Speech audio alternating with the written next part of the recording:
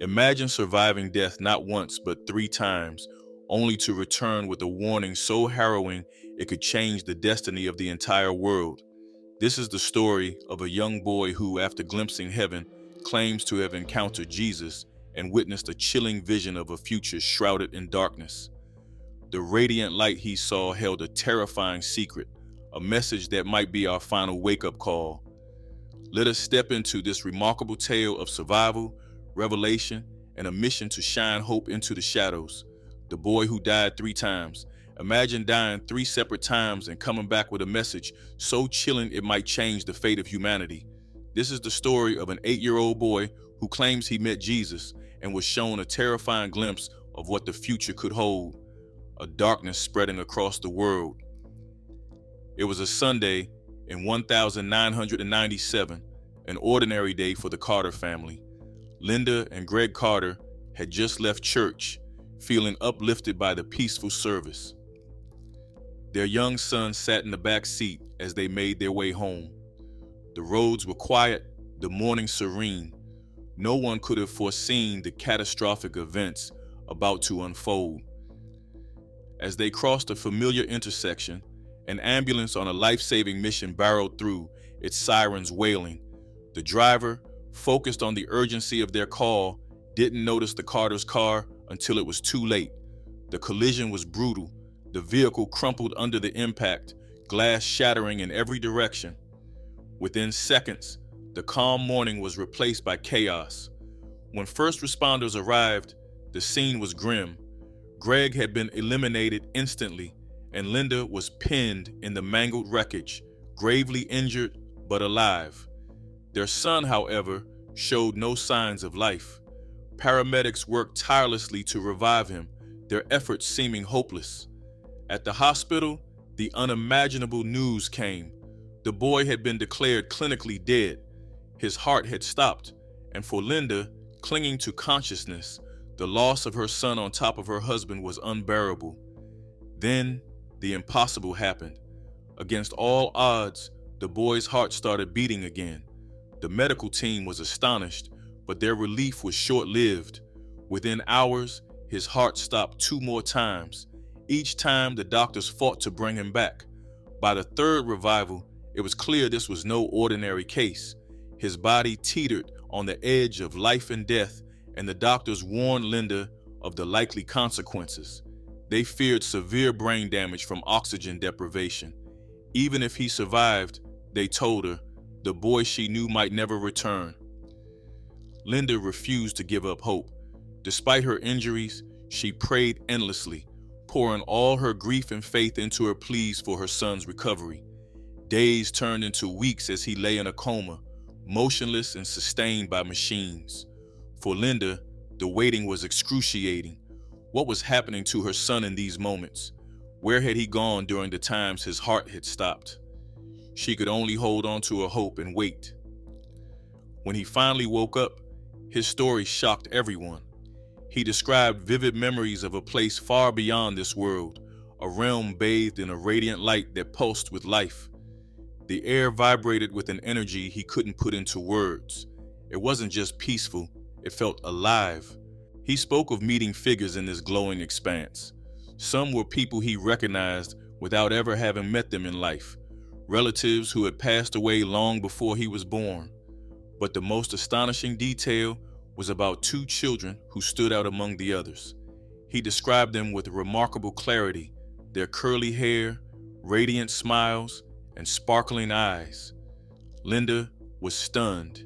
He had just described the siblings she had lost to miscarriages, children he had never been told about. His words struck a chord deep within her, a mix of grief and wonder that left her speechless. The boy's journey through this ethereal place didn't stop there.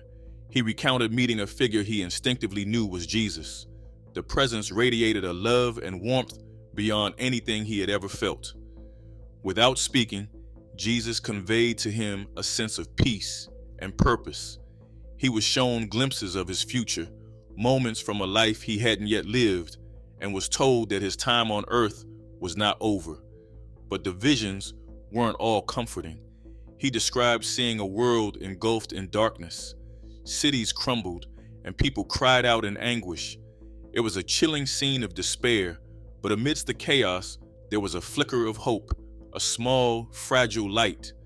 Jesus made it clear that his mission was to nurture this light and share what he had seen with others, to bring hope to a world in desperate need of it. As quickly as it began, his journey ended. He described being pulled back through a tunnel of light, the serenity fading as he returned to his broken body. When he opened his eyes, he was greeted not by heavenly radiance, but by the sterile glare of hospital lights. Yet, the boy who returned wasn't the same as the one who had left. His recovery defied medical expectations. The brain damage doctors had warned about never materialized. Instead, he emerged with a newfound clarity and sense of purpose. His vivid recollections of the otherworldly realm left even skeptics questioning their understanding of life and death. News of his experience spread quickly. Family, friends, and even strangers came to hear the boy who had been declared dead 3 times recount his miraculous journey. His story brought comfort to many, especially those who had lost loved ones. But it also raised difficult questions. What was the darkness he saw? Was it a warning of what could come? And what did his experience mean for those still living? He himself didn't claim to have all the answers. "I'm just telling you what I saw," he often said, but his words carried a weight that was impossible to ignore. His descriptions of heaven, the radiant figures, and the overwhelming love he felt resonated deeply with those who heard them. At the same time, the shadow he sensed, a cold, heavy presence lingering at the edges of the light, left an unsettling impression. For Linda, his story brought both solace and mystery. She found comfort in knowing her husband and lost children were safe and happy in the afterlife. But she also wrestled with questions that had no easy answers. Why had her son been sent back when others were not? Was there a reason he had been chosen to share this message? Charlie's journey is a story of resilience, miracles, and the unexplainable. It challenges our understanding of life, death, and what lies beyond. Whether seen as a divine revelation, a near-death hallucination, or something in between, Charlie's experience continues to inspire and provoke thought, and his message remains clear. Life is fragile, love endures, and even in the darkest moments, there is always hope. Charlie's journey was one that defied logic and stretched the limits of belief. It was a story of light, hope, and a warning so stark that it left even the most skeptical minds questioning what they thought they knew about the afterlife. Charlie's survival alone was a miracle, a brush with death that seemed to come with a divine purpose. But it wasn't just survival that set him apart. It was the message he carried back from the other side, one that wasn't all golden streets and angelic choirs. No, it was something darker, something chilling that whispered of the choices that define us all. From the moment Charlie's accident made headlines, his story captivated everyone who heard it. At first, it seemed like just another miracle, a boy coming back from the brink of death. But as Charlie began to share his memories of what he called the other side, the story took on a life of its own. He spoke of roads paved with light and beings that radiated warmth, love, and acceptance. But then he spoke of the shadow, a cold, dark presence that lingered at the edges of heaven's brilliance, an unwelcome reminder that not everything beyond this world is bathed in light. For his mother, Linda, watching her son grow into the role of a messenger was bittersweet. She was proud, yes, but the weight of his experiences was undeniable. Every time Charlie shared his story, he relived the trauma, the accident, the loss of his father, and the chilling warning he'd been tasked to deliver. Yet, Charlie carried this burden with a strength that belied his years, determined to honor the purpose he believed was given to him. As Charlie grew, his role began to evolve. He was no longer just recounting his experience. He was guiding others through their own questions about faith, loss, and what lies beyond. His story wasn't simply a tale of survival. It became a challenge to everyone who heard it, a challenge to look deeper, to consider what truly matters in life, and to confront the possibility that light and darkness both await us, depending on the choices we make. What made Charlie's story so gripping wasn't just the beauty of his descriptions of heaven, the golden streets, the angelic beings, the overwhelming love. It was the shadow, the dark presence that didn't belong but was undeniably there. Believers saw it as a stark reminder of the battle between good and evil. Skeptics dismissed it as a product of a young brain processing trauma. But Charlie's words struck a chord. An ordinary morning was about to change everything for one family and reveal something no one could have expected.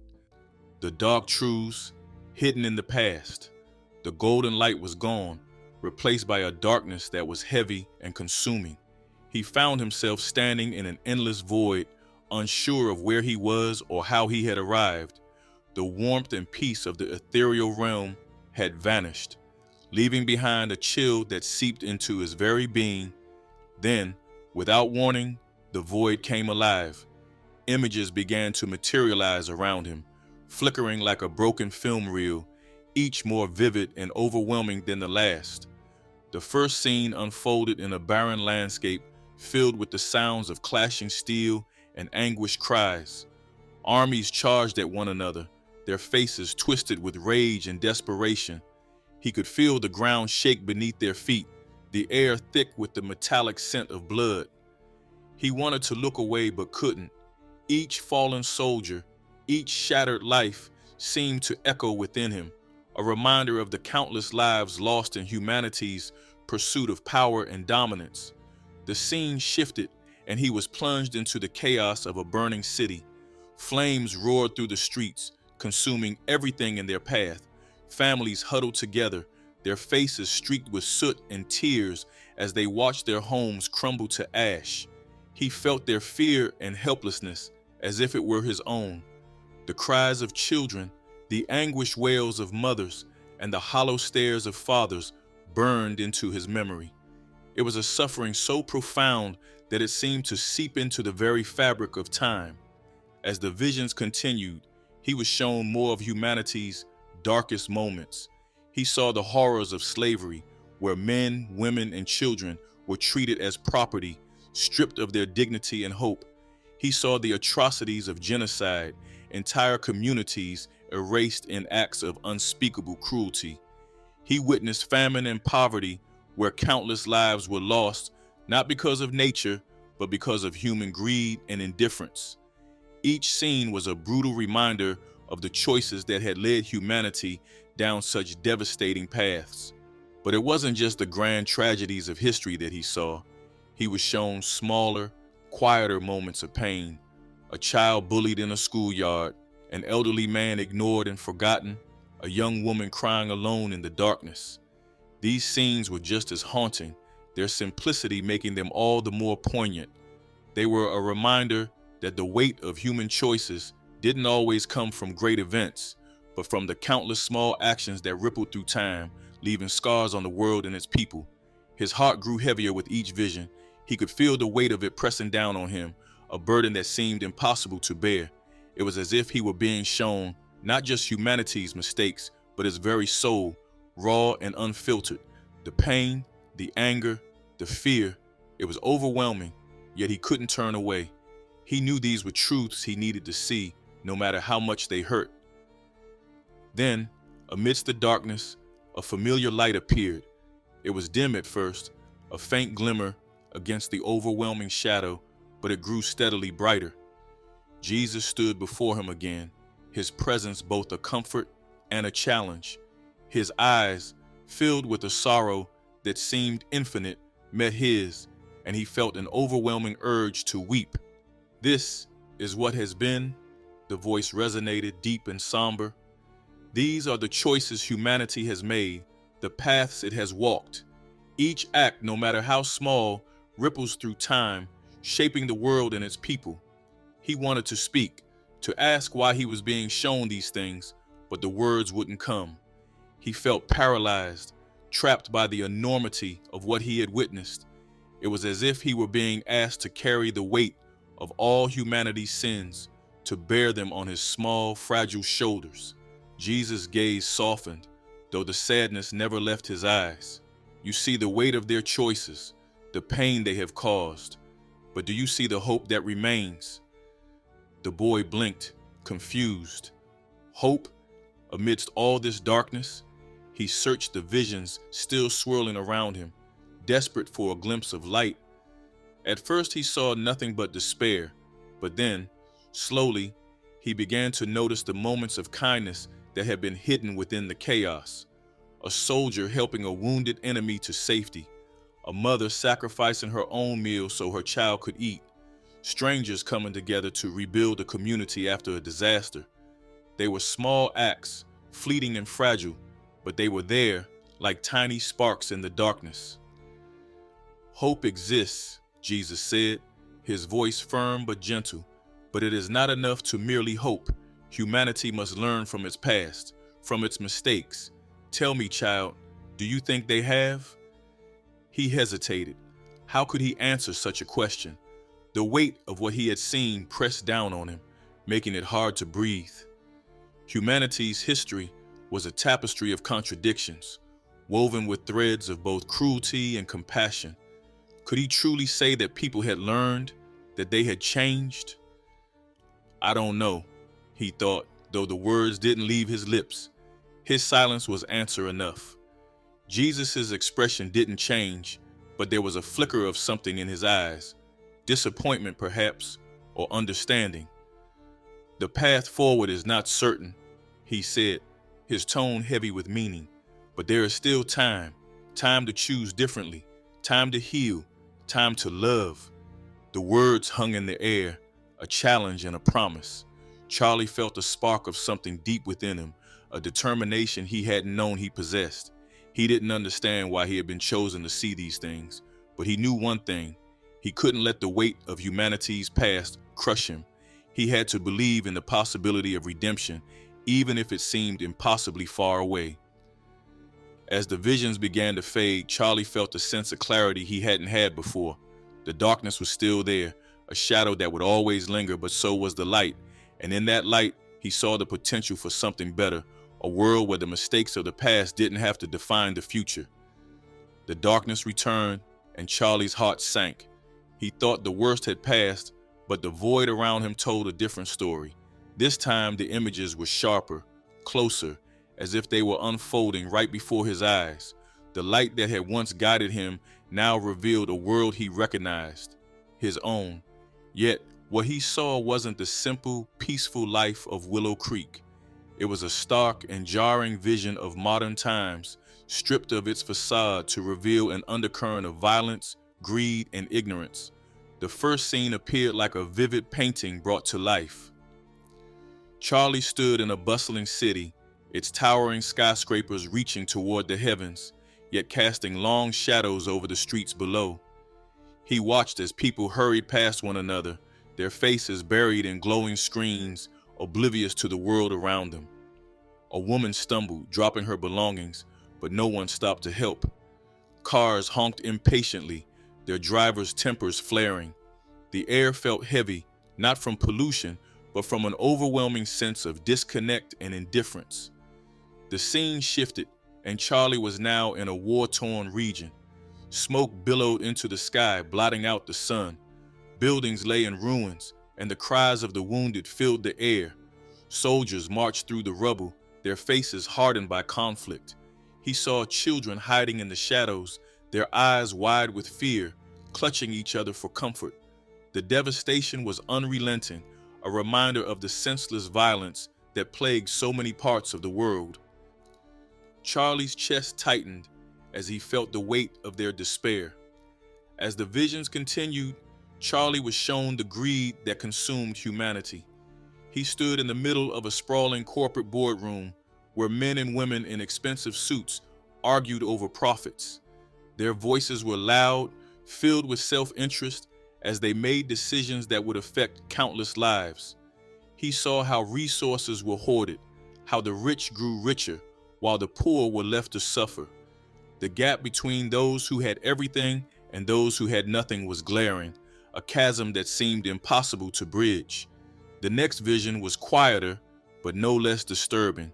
Charlie was taken to hidden places, dimly lit rooms where things were exchanged and power was bartered. He saw politicians shaking hands with shadowy figures, their smiles masking intentions that reeked of corruption. Money changed hands, documents were signed, and promises were made, all in the name of control. These were the places where decisions were made, not for the good of the people, but for the benefit of the few. The web of lies and deceit was vast, stretching across borders and affecting lives in ways most would never know. Charlie's emotions churned as he watched. Anger, sadness, and confusion collided within him, each more intense than the last. He wanted to scream, to cry, to do something to stop what he was seeing, but he was powerless, a mere observer in this grim tableau. The weight of it all pressed down on him, threatening to crush his spirit. He felt tears streaming down his face as the enormity of humanity's flaws consumed him. "Please," he whispered, though his voice barely carried in the void. "I can't take this anymore. Let me go back." The light returned, and with it the figure of Jesus. His presence was as commanding as before, but now it carried an edge of urgency. He stepped closer to Charlie, his eyes filled with both sorrow and resolve. "You must see," he said, his voice firm but not unkind. "You must understand what has been hidden, what festers in the hearts of men. Only then can you grasp the full scope of what must be done." Charlie's knees buckled, and he fell to the ground. "Why?" he cried, his voice breaking. "Why do I have to see this? It's too much. I'm just a kid. I can't fix this."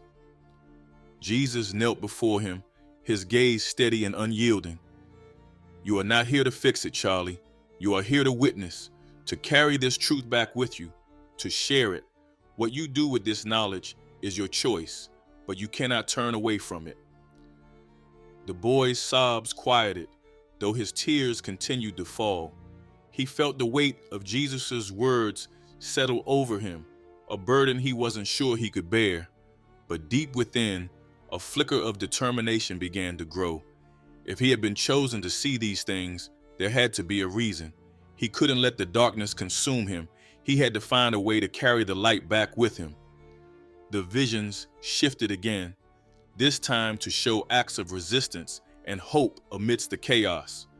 Charlie saw people standing up against injustice, risking everything to fight for what was right. He saw communities coming together to help those in need, strangers offering kindness in moments of despair. These acts were small compared to the scale of the problems, but they shone brightly in the darkness like stars in a moonless sky. Jesus rose, his figure towering yet gentle. "Remember what you have seen," he said, his voice resonating with authority. "The world is not beyond redemption, but it teeters on the edge. Humanity must choose its path. You have seen the worst it has to offer, but you have also seen its capacity for good. Carry this knowledge and let it guide you." Charlie nodded, though his heart still felt heavy. He didn't know how he could carry such a responsibility, but he understood that he had no choice. The visions had changed him, and there was no going back to who he had been before. As the light around him began to fade, he felt a sense of clarity amidst the confusion. The path ahead would be difficult, but it was one he had to walk. As we continue, Charlie's visions grow more intense, and the choices he must make will shape his future, a glimpse into a future we fear. The void gave way to a turbulent landscape. The air itself seemed alive, charged with an energy that made his skin tingle. Before him stretched a horizon unlike any he had seen. Dark clouds churned, blotting out the sun, and the ground trembled beneath his feet. This was not a vision of the past or the present. It was something far worse, a glimpse into a future steeped in fear and chaos. The first images unfolded in rapid succession. Towering waves crashed against once thriving coastal cities, swallowing them whole. He could almost hear the screams of people caught in the flood, their desperate cries muffled by the relentless roar of water. Fires raged through forests, turning them into barren wastelands. The air was thick with ash, and the earth beneath it cracked and crumbled, as if it too had given up. Then came the wars. Nations rose against one another, their weapons more terrifying than anything he could have imagined.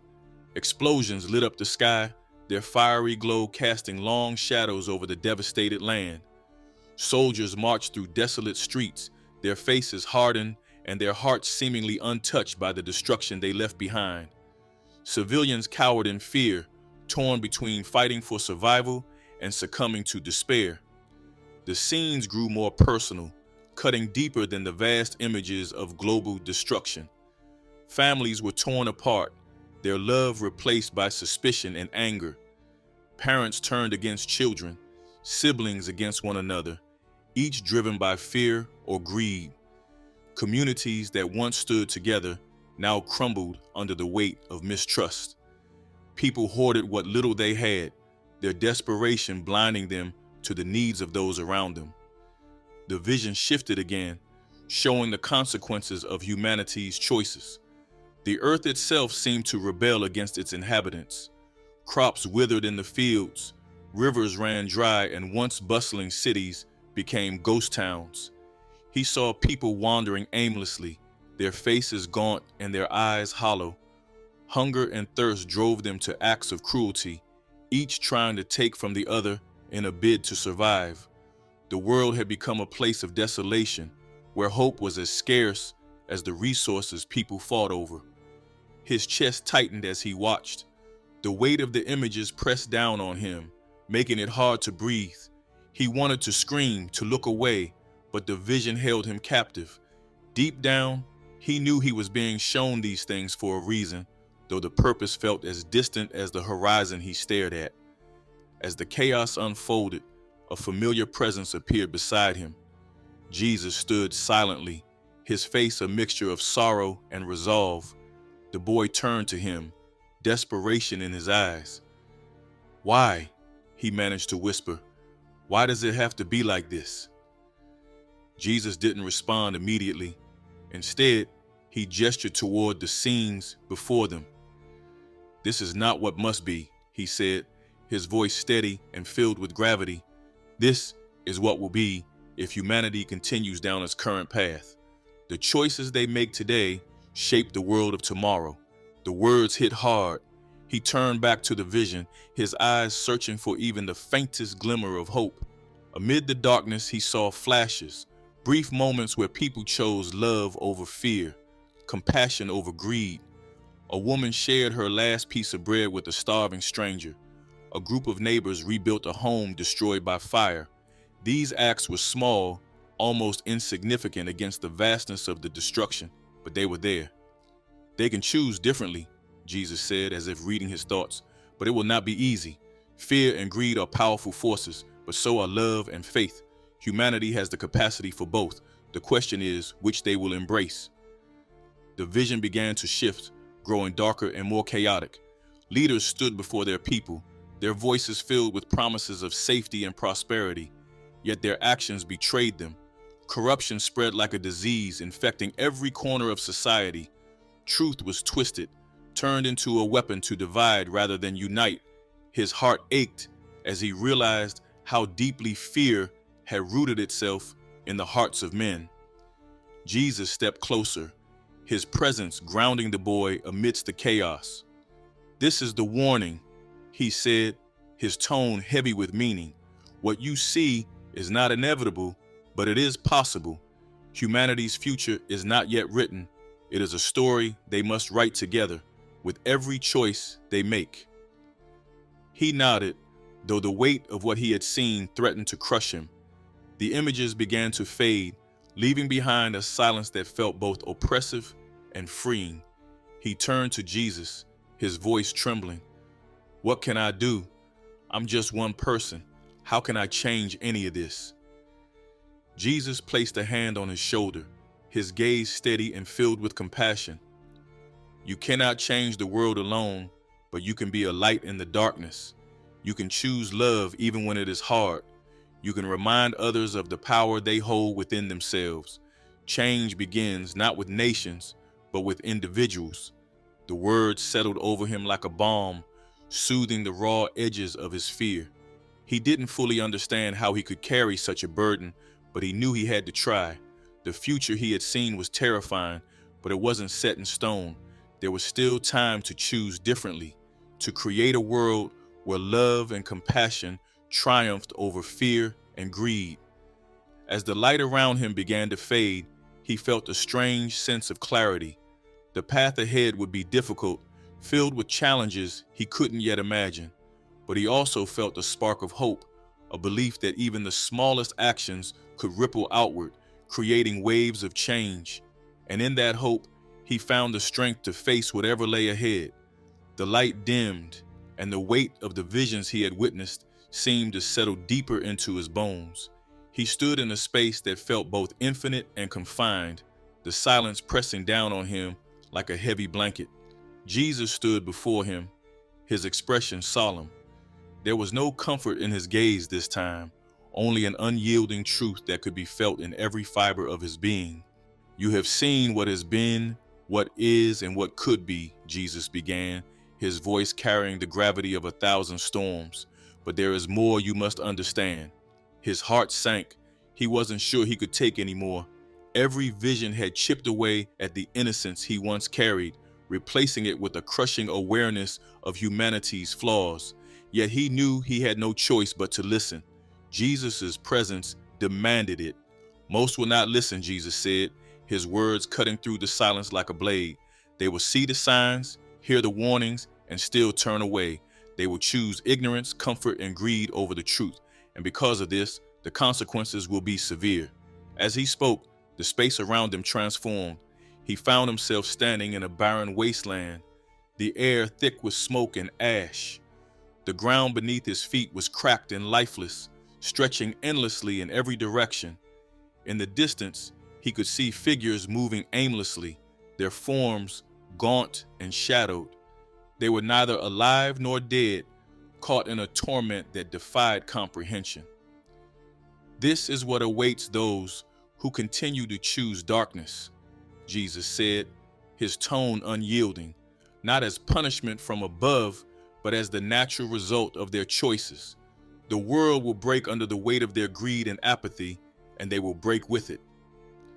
His eyes filled with tears as he took in the horrifying scene.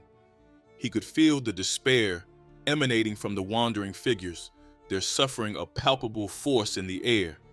This was no ordinary pain. It was the kind that came from within, a punishment born of regret and realization too late. The vision shifted again, and Charlie was now in a city consumed by chaos. Fires raged in the streets, and the sound of breaking glass and distant screams filled the air. People fought over scraps of food, their faces twisted with desperation and rage. He saw families torn apart, their love replaced by suspicion and anger. The division was absolute, the darkness complete. Jesus' voice broke through the cacophony. "This is the path humanity has chosen, and this is where it will lead. But it is not too late. There is still a chance to turn back, to choose differently. But that choice must come soon." Charlie turned to Jesus, his voice trembling. "What can I do? I'm just a kid. How can I change any of this?" Jesus' gaze softened, though the sorrow in his eyes remained. "You are not alone, Charlie. You carry a light within you, as does every person, but most have forgotten how to let it shine. Your task is to remind them, show them what you have seen, tell them what you have learned. It will not be easy, and many will not listen, but even one spark can ignite a flame."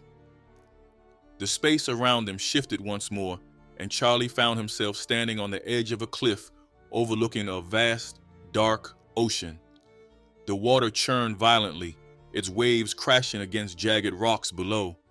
It was a stark and unwelcoming sight, yet something about it felt final, as if it represented the culmination of all he had been shown. Jesus placed a hand on Charlie's shoulder, his touch both grounding and electrifying. "The burden I place upon you is great, but so is the potential within you. You must return to the world and share what you have seen. Speak the truth, even when it is hard. Shine your light, even when the darkness feels overwhelming, for it is in the darkest moments that light is needed most." Charlie nodded, though his heart felt heavy with the weight of the task ahead.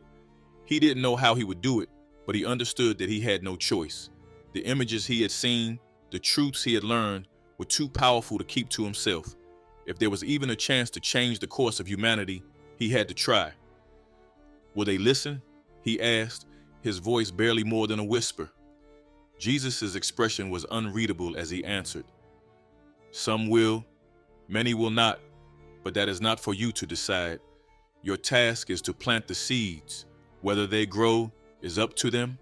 The light around them began to shift, growing brighter as the scenes of desolation faded.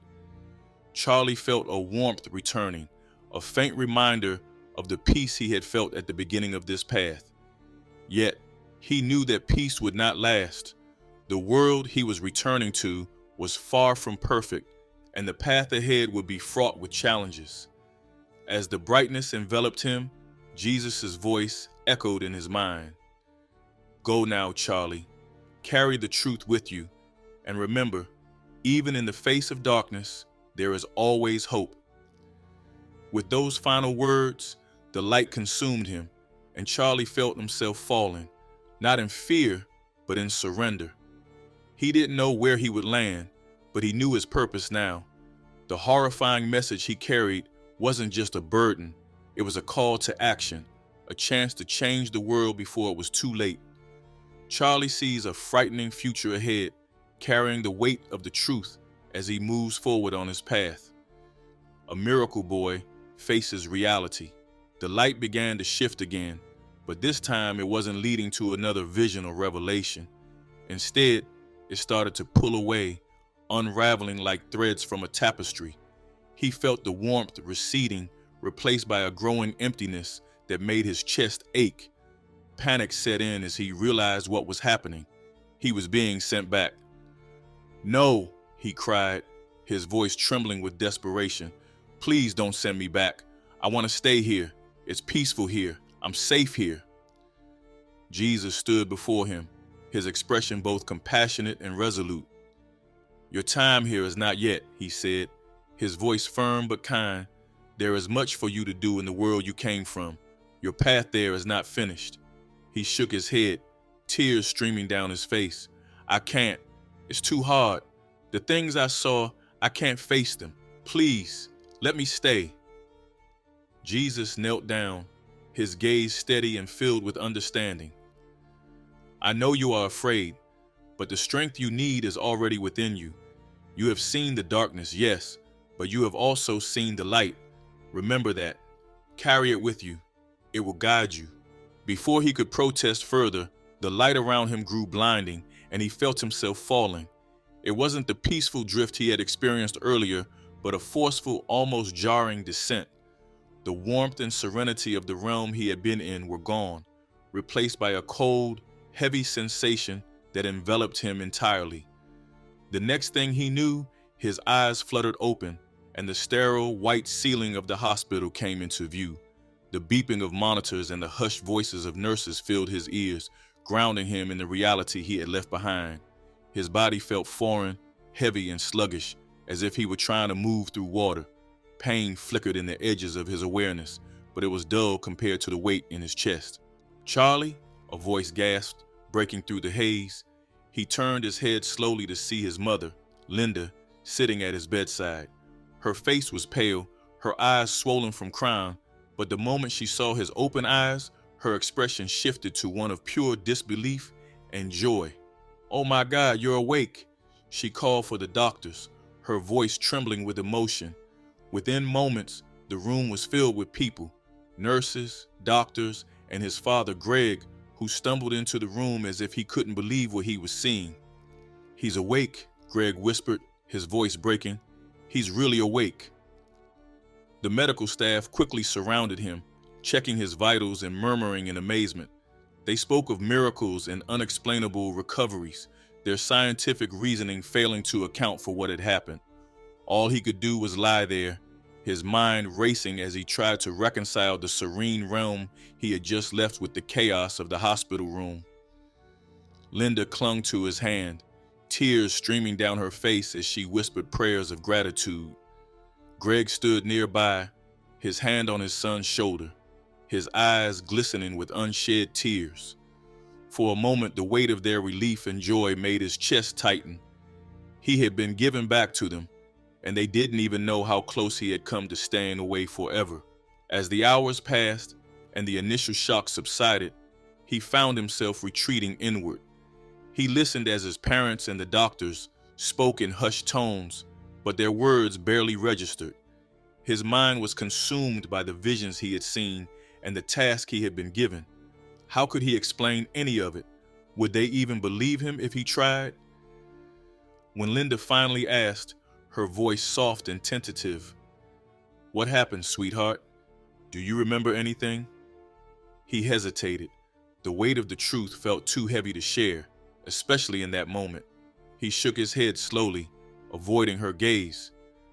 "I don't know," he mumbled. "It's all blurry." His mother nodded, her relief palpable. "That's okay, honey. You don't have to remember right now. We're just so glad you're here." But he did remember. He remembered everything. The light, the visions, the voice of Jesus, and the horrifying truths he had been shown.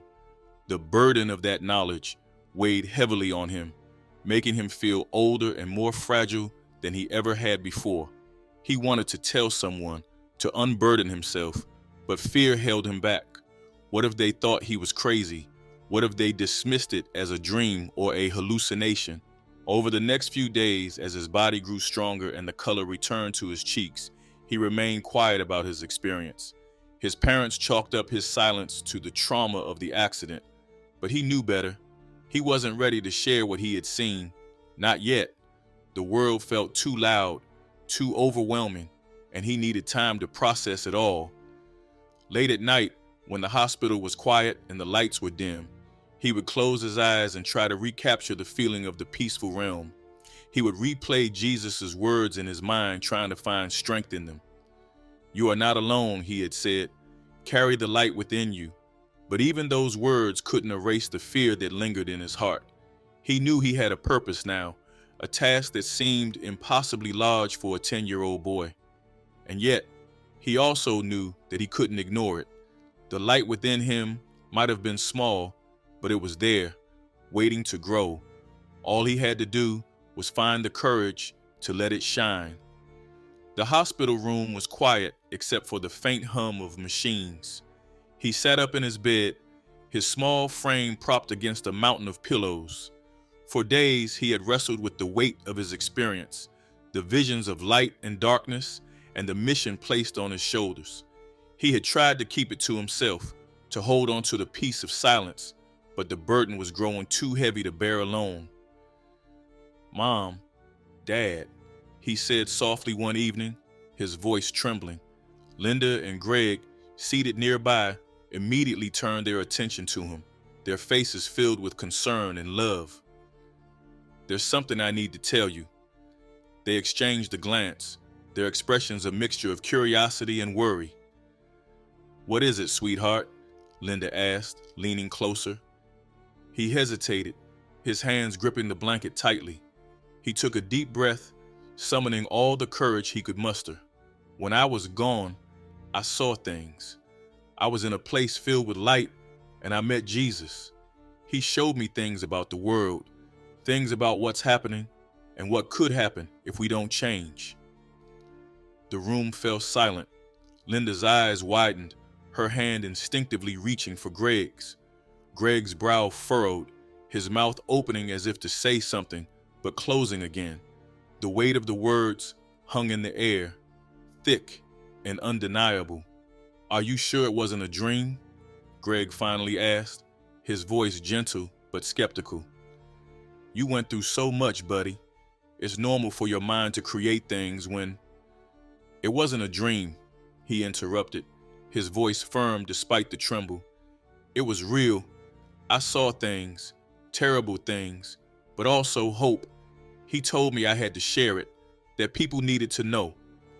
Linda's eyes filled with tears as she reached out to stroke his hair. "We believe you, honey," she whispered, though her voice carried a note of uncertainty. "We just want to understand." Over the next few days, Charlie began sharing more of his story. piece by piece. He told his parents about the visions of humanity's darkest moments, the warnings of what could come, and the glimpses of hope that remained. Linda listened intently, her face a canvas of emotions, while Greg nodded, though his skepticism lingered. The weight of Charlie's words was impossible to ignore, even if they were hard to fully grasp. Word of Charlie's return began to spread throughout the small town of Willow Creek. At first, it was just whispers among neighbors and friends, but soon the story reached the local church. The pastor, a kind-hearted man named Reverend Thompson, visited Charlie in the hospital, eager to hear his account. Sitting by the boy's bedside, he listened with rapt attention as Charlie recounted his path. "God works in strange ways," Reverend Thompson said after Charlie finished. "Your story is a powerful one, Charlie. Perhaps it's meant to inspire others to reflect and change." Encouraged by the pastor's support, Charlie agreed to speak at the next Sunday service. The thought terrified him, but he felt a pull he couldn't ignore.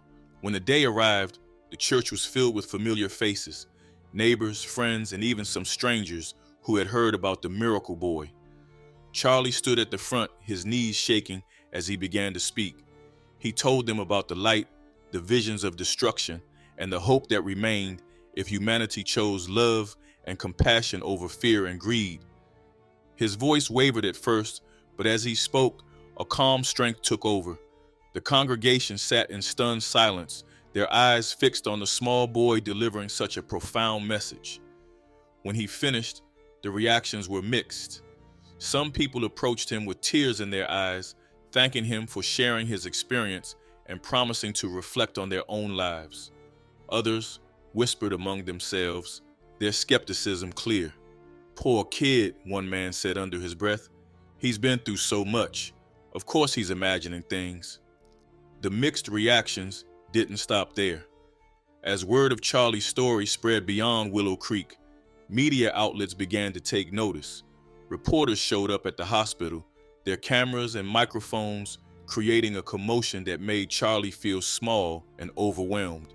They bombarded him with questions, twisting his words and sensationalizing his account. "Miracle Boy claims to see the end of the world," one headline read. "10-year-old's vision, a warning from beyond," read another. The attention was suffocating.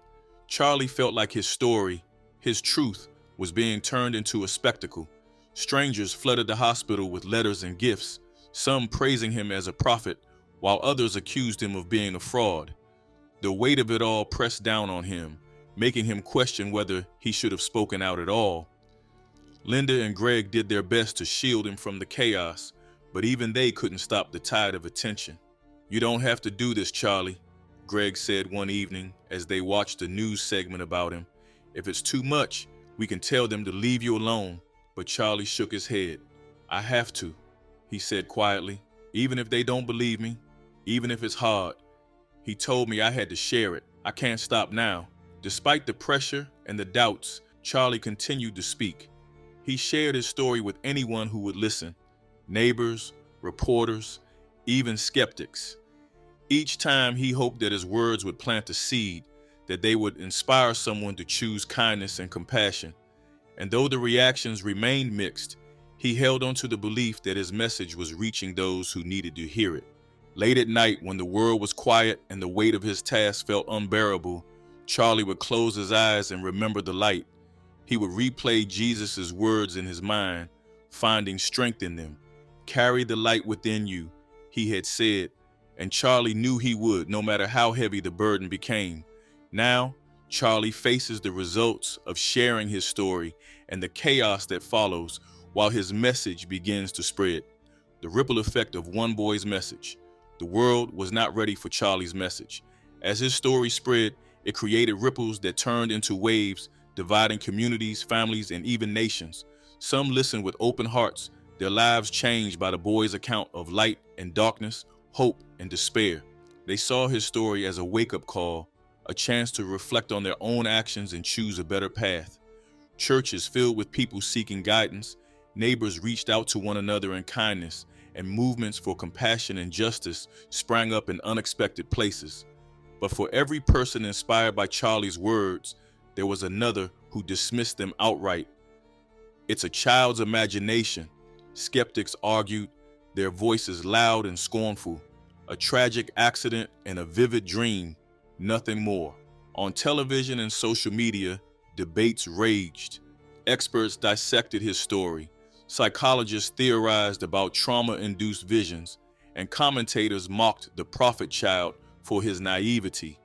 The more Charlie's message spread, the more polarized the world became. The boy had become a symbol of hope to some, of delusion to others. For Charlie, the division was both heartbreaking and overwhelming. He hadn't asked for this responsibility, yet he couldn't ignore it.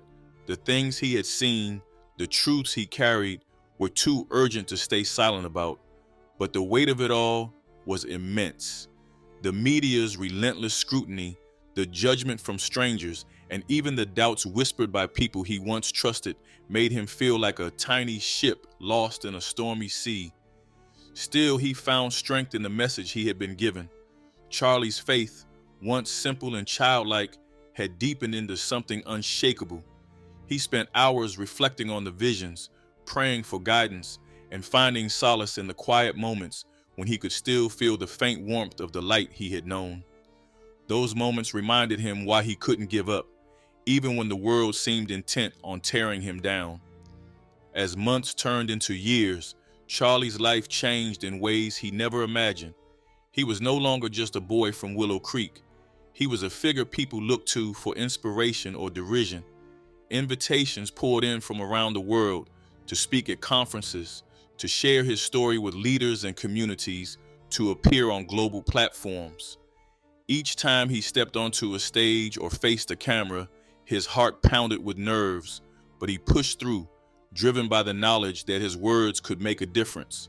The more he spoke, the more he realized that the message wasn't just about warning people of what might come. It was about urging them to see the choices they made every day, the small acts of kindness or cruelty, the moments of compassion or indifference. Every choice matters, he would say, his voice steady despite the weight of the world on his shoulders. The future isn't set in stone. It's being written right now by each of us. Some days were harder than others. The ridicule and backlash never fully went away, and Charlie often felt like he was shouting into a void. But then there were the moments that reminded him why he couldn't stop. A letter from a stranger who had chosen to forgive someone after hearing his story. A small town that started a community garden to share food with those in need. A child who told him they wanted to grow up and help the world, just like you. The impact of Charlie's message rippled outward, but the divisions it revealed only seemed to deepen. In some places, people united in a shared desire to create a better world. In others, fear and greed tightened their grip, driving wedges between friends and families. Political leaders used his story as a tool, some embracing it to push for change, while others weaponized it to sow distrust and gain power. Despite the chaos around him, Charlie's resolve never wavered. He had seen the worst humanity could become, but he had also seen its potential for greatness. Those glimmers of hope, no matter how small, were enough to keep him going. And so he continued to speak, to urge people to choose love over hate, compassion over indifference. One evening, standing before a crowd of thousands at a gathering in a bustling city, Charlie delivered what would become his most powerful speech. His voice, though still young, carried the weight of someone far older. "I didn't ask for this," he began, his words echoing through the quiet crowd. "I didn't ask to see the things I saw or to carry this message, but I was given it for a reason, and I believe that reason is you." He paused, letting the words settle before continuing. "I saw a world divided, a world consumed by fear and greed, but I also saw hope. I saw people choosing to help instead of harm, to build instead of destroy. Those choices, those moments are what will decide our future. Not me, not some grand miracle, us, together." The crowd erupted into applause, some moved to tears, others standing in silent solidarity. Charlie's plea resonated deeply, and in that moment, it felt as if the world might truly listen. But the story didn't end there. For every step forward, there were setbacks. For every heart changed, there were those who refused to hear. The battle for humanity's future was far from over, and Charlie knew it wasn't one he could fight alone. Still, he carried on, planting seeds of hope wherever he went. As the years passed, the world began to change, though slowly and unevenly. Charlie's message became a spark for movements that challenged greed, corruption, and division. Some of those movements succeeded, creating pockets of light in the darkness. Others struggled, their efforts stifled by the very forces they sought to overcome. But through it all, the echoes of his words remained. In his final public appearance, now a young man, but still carrying the same unwavering faith, Charlie stood before a crowd and offered one last plea. "The choice is yours," he said simply. "It has always been yours. But remember this, even the smallest light can pierce the greatest darkness. Choose to be that light." The story closed with an open ending, the final chapter unwritten. The boy who had once been burdened with a message he didn't ask for had become a symbol of hope and resilience. Whether humanity heeded his words remained uncertain, but one thing was clear. His message had sparked something real, something that could grow into a force for change. The rest was up to them. Is Charlie's message truly a warning from heaven, or could it be something darker, something beyond our understanding? Could his story be a glimpse into something we're not meant to know? Tell us your thoughts, and don't forget to like and subscribe for more.